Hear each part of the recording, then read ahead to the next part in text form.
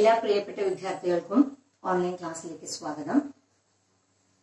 നമ്മൾ ഇന്നിവിടെ ഓൺലൈൻ ക്ലാസ്സിൽ ചർച്ച ചെയ്യാൻ പോകുന്നത് സെക്കൻഡ് ഇയറിലെ 4ാമത്തെ ചാപ്റ്റർ ആയിട്ടുള്ള കെമിക്കൽ കൈനറ്റിക്സ് എന്ന ടോപ്പിക്കിനെ പറ്റിയാണ്.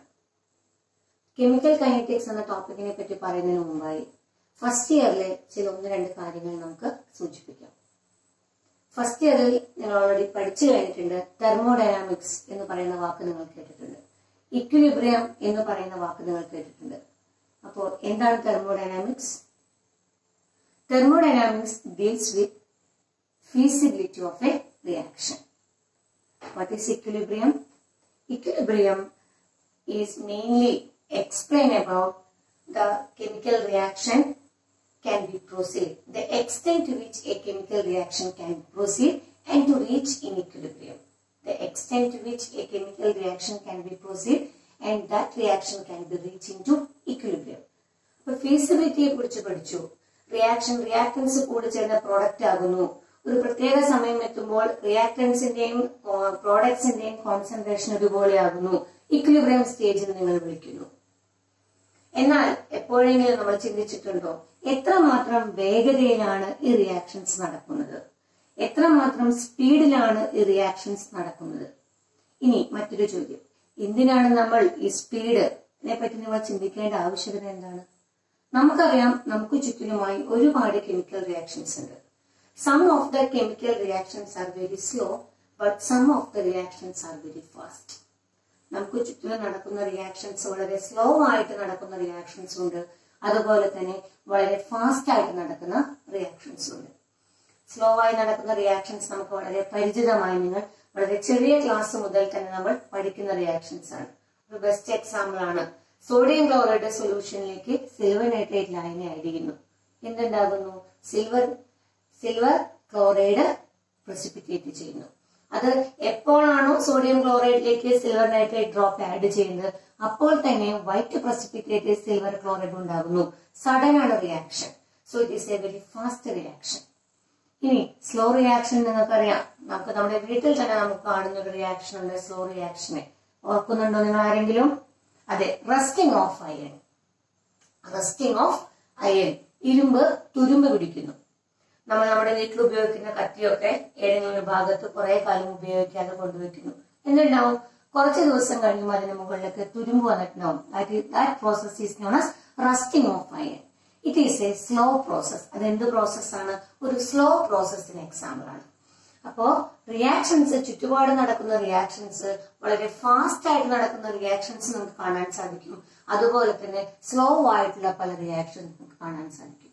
ഇങ്ങനെ പല രീതിയിലുള്ള റിയാക്ഷൻസ് പല രീതിയിലായതുകൊണ്ട് തന്നെ നമുക്ക് റിയാക്ഷൻസിന്റെ റേറ്റ്, സ്പീഡിനെ പറ്റി പഠിക്കേണ്ട ആവശ്യകതയുണ്ട്. അങ്ങനെ റിയാക്ഷൻസിന്റെ സ്പീഡിനെ പറ്റി പഠിക്കാൻ വേണ്ടി ഡെവലപ്പ് ചെയ്തെടുത്തിട്ടുള്ള ഒരു ബ്രാഞ്ച് ഓഫ് കെമിസ്ട്രി ആണ് ഇത് കെമിക്കൽ കൈനറ്റിക്സ് എന്ന് പറയുന്നത്.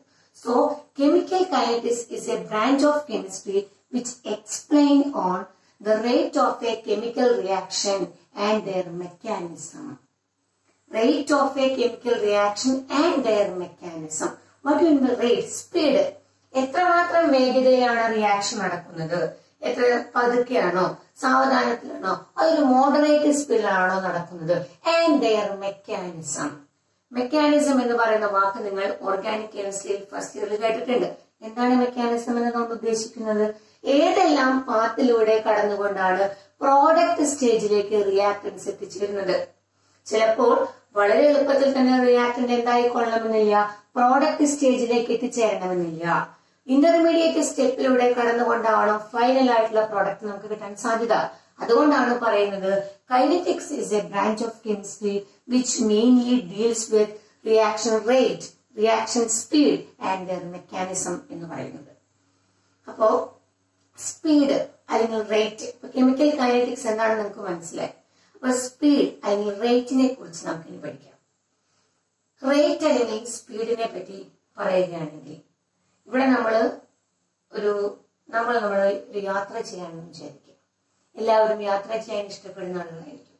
പ്രത്യേകിച്ച് ചെറിയ കുട്ടികളാവുന്ന സമയത്ത് നമുക്ക് വളരെ വേഗത്തിൽ യാത്ര ചെയ്തുകൊണ്ട് എത്തണം. ഈ മുമ്പിൽ പോകുന്ന കാറിനെ വിട്ടിച്ചുകൊണ്ട് എനിക്ക് ഫ്രണ്ടിൽ എത്തണം എന്ന് കുട്ടികൾ എപ്പോഴും അച്ഛനമ്മമാരോട് ഇങ്ങനെ ഡ്രൈവ് ചെയ്യുമ്പോൾ പറഞ്ഞുകൊണ്ടിരിക്കും. അപ്പൊ നമ്മൾ എങ്ങനെയാണ് നമ്മുടെ സ്പീഡ് കാൽക്കുലേറ്റ് ചെയ്യുന്നത്? നമ്മൾ എത്ര സമയം കൊണ്ട് എത്ര ദൂരമാണ് ട്രാവൽ ചെയ്ത് ആ ട്രാവൽ ചെയ്യാൻ എടുക്കുന്ന ദൂരത്തിനെ സമയം കൊണ്ട് ഡിവൈഡ് ചെയ്താൽ നമ്മുടെ സ്പീഡ് കിട്ടും. അതുപോലെ തന്നെയാണ് നമ്മുടെ റിയാക്ഷൻസിന്റെ റേറ്റ് എന്ന് കണ്ടുപിടിക്കുന്നത്. റിയാക്ഷൻസിന്റെ റേറ്റും ഇതുപോലെ തന്നെയാണ്. റിയാക്ഷൻസിന്റെ റേറ്റ് കണ്ടുപിടിക്കാനായി പ്രധാനമായും നമ്മൾ ആവറേജ് റേറ്റ് എന്ന ടേമാണ് യൂസ് ചെയ്യുന്നത്. റിയാക്ഷൻസിന്റെ സ്പീഡ് കണ്ടുപിടിക്കുന്നതിനായി നമ്മൾ എന്തുപയോഗിക്കുന്നു? Average rate. That should be given by the rate of a chemical reaction.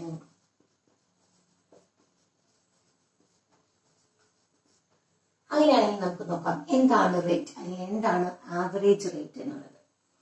നമുക്കറിയാം ഒരു റിയാക്ഷൻ തുടങ്ങുന്ന സമയത്ത് അതിൽ എന്ത് മോളിക്യൂൾസ് മാത്രമേ ഉള്ളൂ? റിയാക്ടൻസ് മോളിക്യൂൾസ് മാത്രമേ ഉള്ളൂ.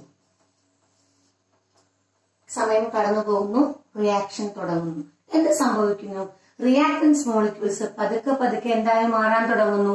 പ്രോഡക്റ്റ് ആയി മാറാൻ തുടങ്ങും. റിയാക്ടൻസ് പ്രോഡക്റ്റ് ആയി മാറാൻ തുടങ്ങുന്നു. അപ്പോൾ ഒന്നുകിൽ റിയാക്ടൻസ് പ്രോഡക്റ്റ് ആയി മാറാം, അല്ലെങ്കിൽ ചില റിയാക്ഷൻ എന്ത് സംഭവിക്കാം? പ്രോഡക്റ്റ് തിരിച്ചതിലേക്ക് വരാം, റിയാക്ടൻസ് സ്റ്റേജിലേക്ക് വരാൻ സാധ്യതയുണ്ട്.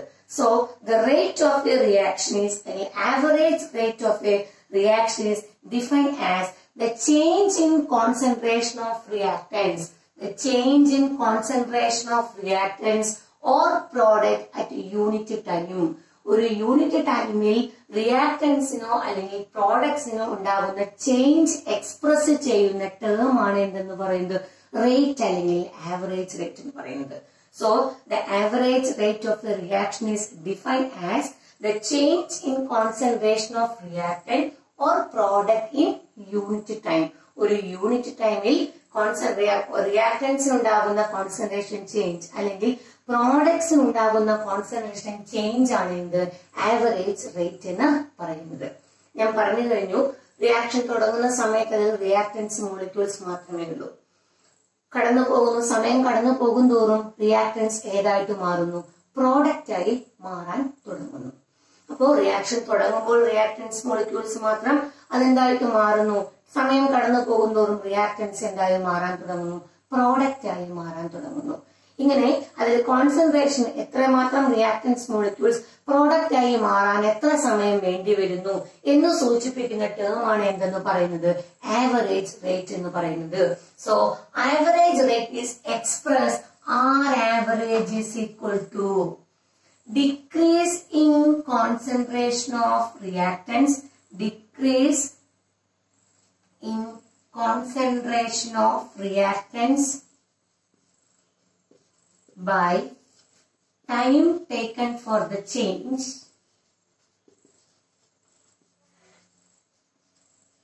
അല്ലെങ്കിലോ എങ്ങനെ എക്സ്പ്രസ് ചെയ്യാം? This is also expressed in terms of products.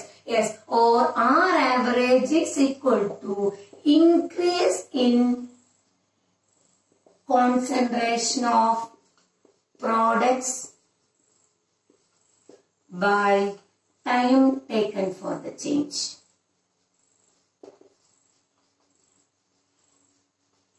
So average rate of a chemical reaction is defined as the change in concentration of reactants or product in unit time, or R average rate is expressed as R average is equal to decrease in concentration of reactants. നമുക്കറിയാം reactance മാത്രമേ ഉണ്ടായിരുന്നുള്ളൂ. Reactance ആണ് product സ്റ്റേജിലേക്ക് മാറാൻ തുടങ്ങുന്നത്. അപ്പോൾ എന്ത് സംഭവിക്കുന്നു? റിയാക്ടൻസിന്റെ കോൺസെൻട്രേഷൻ കുറയുന്നു. That is decrease in concentration of reactants divided by concentration മാറാനെടുക്കുന്ന സമയം, time taken for the change, or R average is equal to increase in concentration of product. എന്ത് സംഭവിക്കുന്നു? റിയാക്ടൻസിന്റെ കോൺസെൻട്രേഷൻ കുറയുന്നു, ആനുപാതികമായി പ്രോഡക്ട്സിന്റെ കോൺസെൻട്രേഷൻ കൂടുന്നു. Increase in concentration of products by time taken for the change, time taken for the change. ഇനി നമുക്ക് ഏത് രീതിയിൽ ഒരു ഇക്വേഷൻ എന്ന രീതിയിൽ നമുക്ക് എക്സ്പ്രസ് ചെയ്യുകയാണെങ്കിൽ നമുക്ക് ഈ പറയുന്ന റിയാക്ഷൻസിന് നമുക്ക് ഇക്വേഷൻ നമുക്ക് മറ്റൊരു ഫോമിലേക്ക് നമുക്ക് മാറ്റാൻ നോക്കാം. അത് നമുക്കൊരു എക്സാമ്പിൾ വഴി നമുക്ക് നോക്കി നോക്കാം.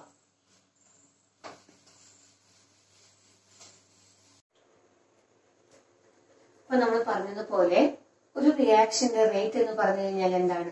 The change in concentration of reactant or product.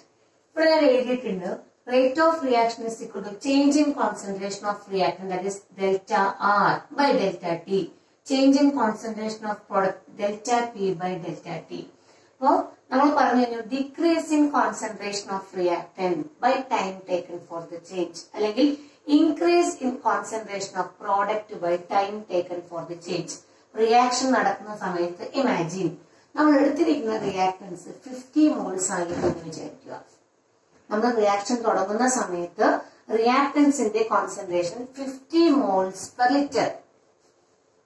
Reaction നടന്നുകൊണ്ടിരിക്കുന്നു, അപ്പോഴും അവിടെ റിയാക്ടൻസ് 50 moles എക്സസ് ചെയ്യുമോ? ഇല്ല. കാരണം എന്താണ്? റിയാക്ടൻസ് എന്തായി മാറാൻ തുടങ്ങും റിയാക്ഷൻ നടക്കുന്ന സമയത്ത്?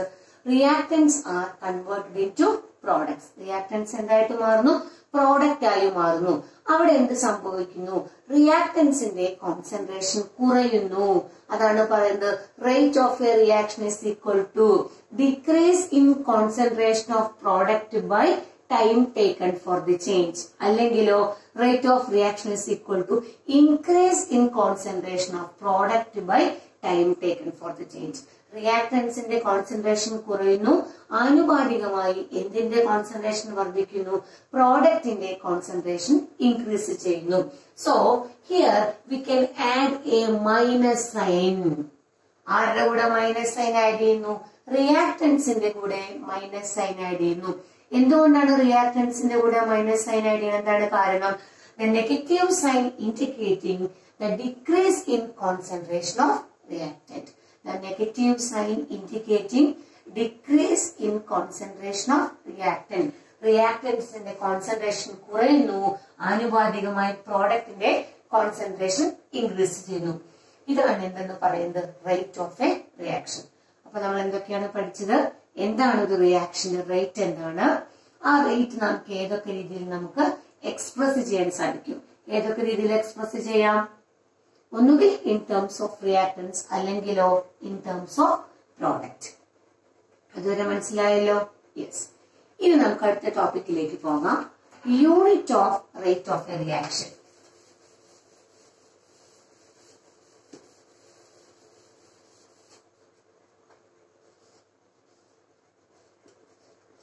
Unit of rate of a reaction. ഇപ്പൊ നിങ്ങൾക്ക് മനസ്സിലായി കാണും, ഒരു റിയാക്ഷന്റെ റേറ്റ് എന്ന് പറഞ്ഞു കഴിഞ്ഞാൽ അത് ഏതെല്ലാം ഫാക്ടേഴ്സിനാണ് ഡിപെൻഡ് ചെയ്യുന്നത്? The first factor is concentration and the second factor is time taken for the change. So the rate of a reaction is mainly depends upon two factors. What are the factors? One is concentration and another one is time. നമുക്കറിയാം ഒരു റിയാക്ഷന്റെ കോൺസെൻട്രേഷൻ ഏത് യൂണിറ്റിലാണ് express ചെയ്യുന്നത്? It is in moles per litre. Moles per litre divided by time. Time means eitherwise expressed as either second or minute. Therefore, the unit of rate constant is ഏതൊക്കെ രീതിയിൽ പറയാം? mole, liter inverse, time is in second, then second inverse. If the time is expressed in terms of minute, then the unit is mole, liter inverse, minute inverse. വളരെ എളുപ്പമാണ്. അപ്പൊ concentration moles per ലിറ്ററിലും time ഒന്നുകിൽ സെക്കൻഡിലാവാം, അല്ലെങ്കിൽ ഏത് രീതിയിൽ express ചെയ്യാം? മിനിറ്റിൽ express ചെയ്യാം.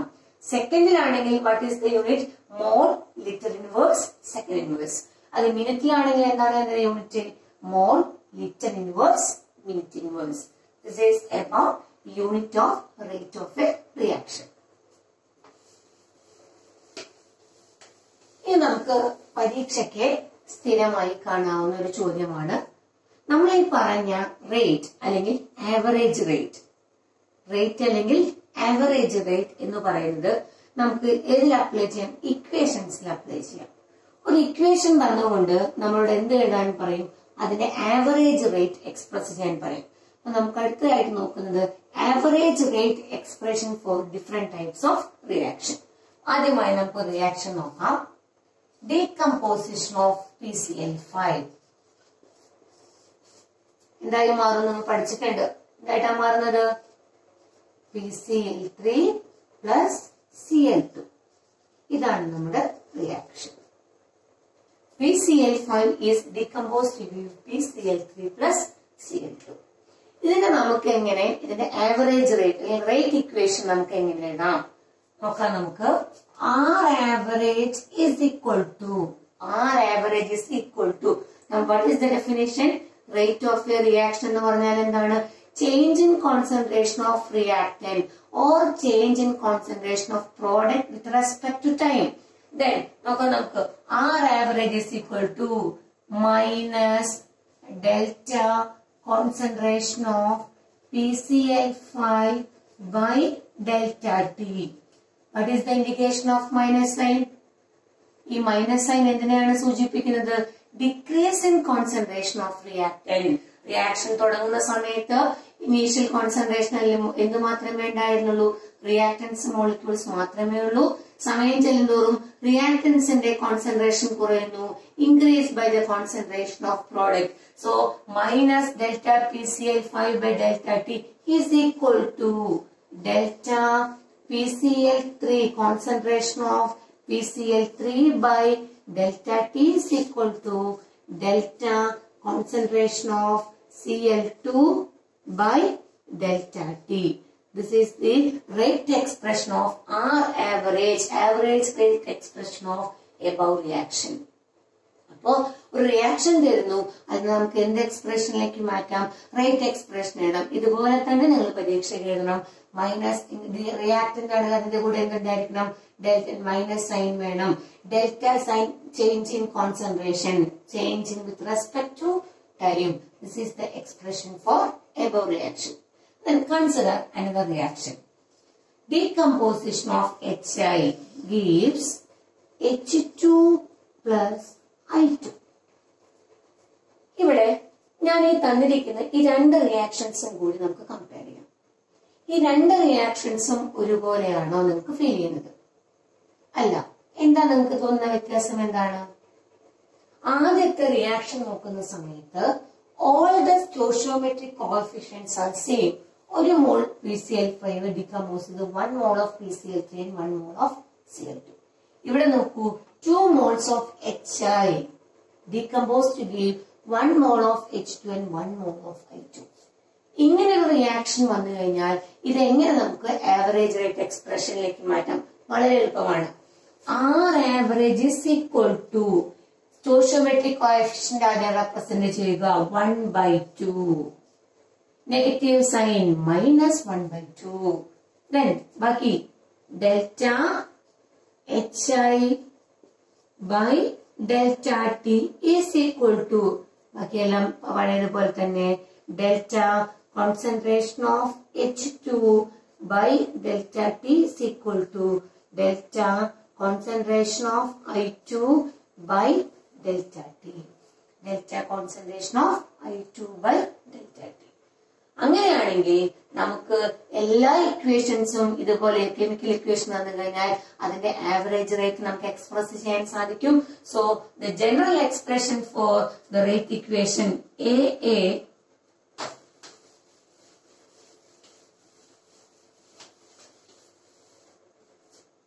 consider general reaction AA plus BB gives C moles of C and D moles of D. Then how can we write the equation? That is -1/A delta concentration of A by delta T is equal to -1/B delta concentration of B by delta T is equal to 1/C delta concentration of C by delta T is equal to 1/D delta concentration of D by delta T. അപ്പോൾ ഇത്രയും കാര്യങ്ങൾ നിങ്ങൾക്ക് മനസ്സിലായി എന്ന് വിചാരിക്കുന്നു. അപ്പൊ നമ്മൾ ഇന്നത്തെ ക്ലാസ്സിൽ എന്തെല്ലാം പഠിച്ചിട്ടുള്ളത്? എന്താണ് കെമിക്കൽ കൈനറ്റിക്സ്, എന്താണ് ഒരു റിയാക്ഷന്റെ റേറ്റ്, ആ റേറ്റിനെ എങ്ങനെ നമുക്ക് ഏതൊക്കെ യൂണിറ്റിൽ നമുക്ക് അതിനെ എക്സ്പ്രസ് ചെയ്യാൻ സാധിക്കും. ഒരു കെമിക്കൽ റിയാക്ഷൻ തന്നു കഴിഞ്ഞാൽ നമുക്ക് എങ്ങനെ അതിന്റെ ആവറേജ് റേറ്റ് നമുക്ക് എക്സ്പ്രസ് ചെയ്യാൻ സാധിക്കും. അപ്പോൾ ഇത്രയും കാര്യങ്ങൾ നിങ്ങൾക്ക് എല്ലാവർക്കും മനസ്സിലായി എന്ന് വിചാരിക്കുന്നു. അതുകൊണ്ട് എല്ലാവരും നന്നായി പഠിക്കുക. ഇതിൽ നിന്ന് പരീക്ഷയ്ക്കൊരു ചോദ്യം നമുക്ക് പ്രതീക്ഷിക്കാം. എല്ലാവർക്കും നന്ദി, നമസ്കാരം.